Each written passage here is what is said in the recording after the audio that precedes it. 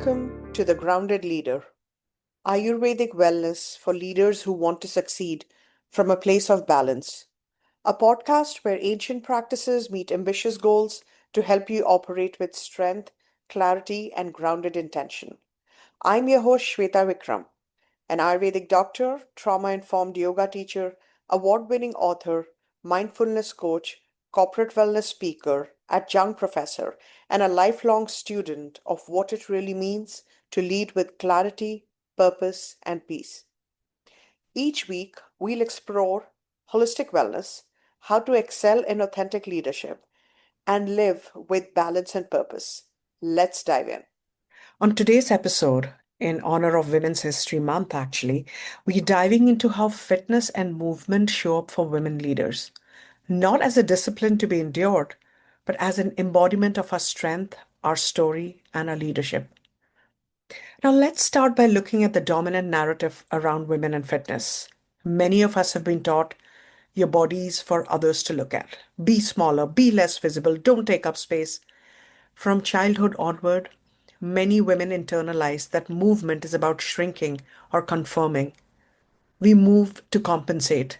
We move to look a certain way. We move under pressure instead of curiosity. As leaders, we often bring that same dynamic into our work. We overperform, we shrink our voice, we hustle as proof of value. But what if the movement of a body mirrored the movement of a leadership, not to hide or prove, but to show up and thrive?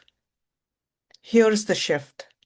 Fitness isn't just about endurance or how many hours you log on a treadmill. It's about embodied leadership, aligning with your rhythms, listening to your body, letting strength take many forms. As women leaders, our bodies hold stories: the menstrual cycle, stress, rest, renewal. Our nervous system tracks decisions, boundaries, creative flow. When we engage our body as ally instead of adversary, we reclaim agency.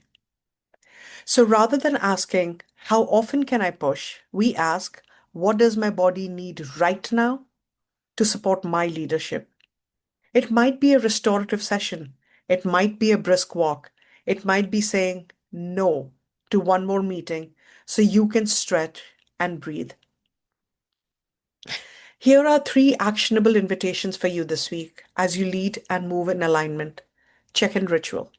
Each morning, before jumping into your inbox, take 1 minute to ask your body, what do you need today to support my leadership? Maybe it whispers hydration, 5 minutes outside, soft mobility. Honor it. Two, redefine success metrics. Instead of asking, did I burn X calories or log X steps? Ask, did I feel anchored? Did I move in a way that aligned with my leadership rhythm? Was I present and strong in my body as I was in my work? Cycle sensitive movement. Number three.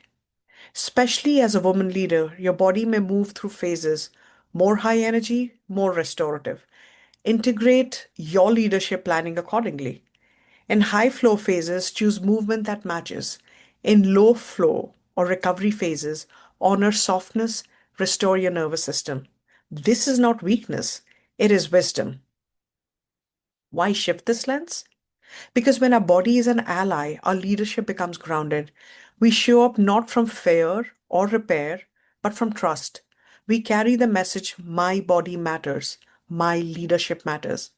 When we reclaim our narrative, we model that for our teams, our clients, our communities. Women's History Month is the perfect time to remember that our bodies have always been part of the story. Not just obedience, not just service, but power, presence, and belonging. Thank you for spending this time with me on The Grounded Leader. If this episode resonated, I invite you to pause and take a screenshot of the three practical steps above and place it somewhere you'll see it this week and month. Share this episode with a woman leader you admire and ask her, how does your body support your leadership? Visit my website at shwetavikram.com and sign up for a free discovery call if you'd like support aligning body plus brand plus leadership in your next growth season. In honor of Women's History Month, Let's reclaim our movement, our story, and our power.